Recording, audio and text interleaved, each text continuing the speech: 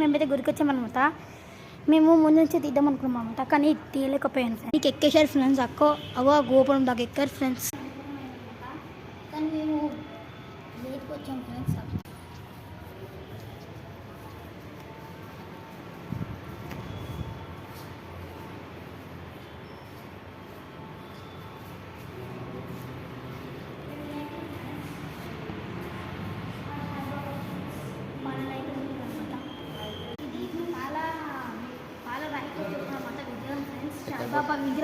వీళ్ళు మా ఇద్దరు అక్కలతో కూడా